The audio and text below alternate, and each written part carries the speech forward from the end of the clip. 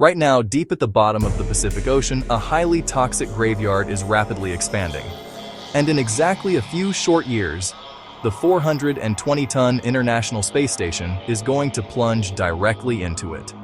For over 50 years, space agencies have utilized the most isolated location on Earth as a dumping ground for dead satellites and classified military tech.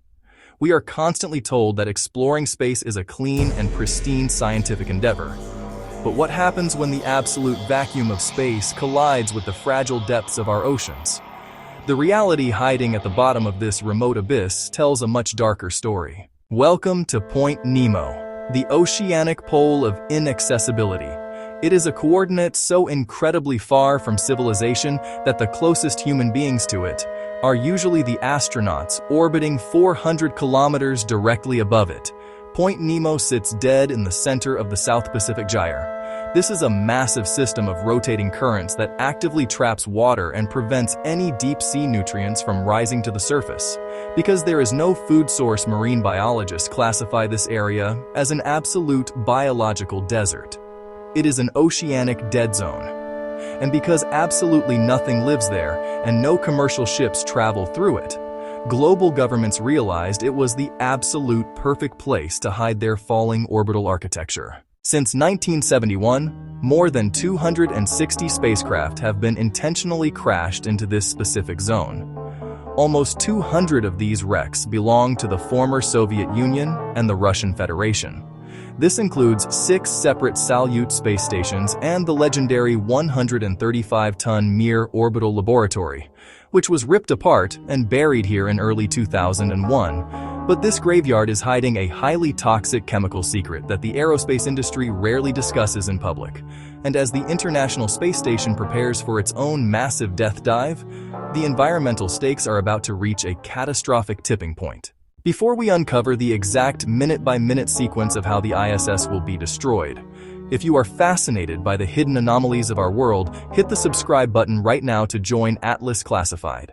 You see, bringing a satellite down from orbit is not a clean process. Spacecraft rely on extremely volatile hypergolic propellants to maneuver in a vacuum. The most common is called hydrazine. Hydrazine is highly corrosive, completely toxic, and incredibly lethal to almost all living organisms on Earth. When a massive spacecraft burns up in the atmosphere, some of the thickest metal components actually survive the heat.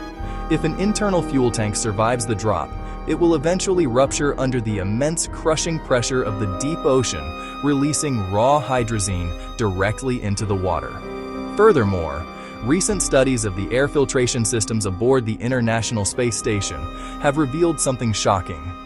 The dust floating inside the station contains massive levels of synthetic forever chemicals used for waterproofing and flame resistance. The station is far more toxic than the average American home, and all of those chemical pollutants are coming down with it. And because aerospace engineering relies heavily on titanium, which is almost entirely immune to deep-sea corrosion, these toxic metal skeletons are not going to rust away. They will sit on the ocean floor for millennia. Which brings us to the most violent disposal operation in human history: the demise of the ISS.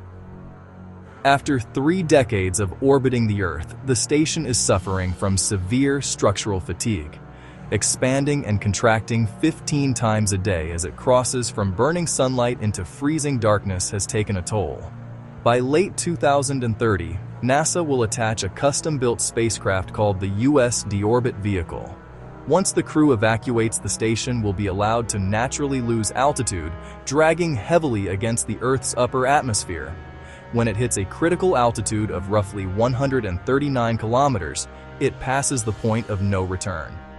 The Deorbit Vehicle will fire its massive engines, pushing the 420-ton structure down into the thickest part of the atmosphere.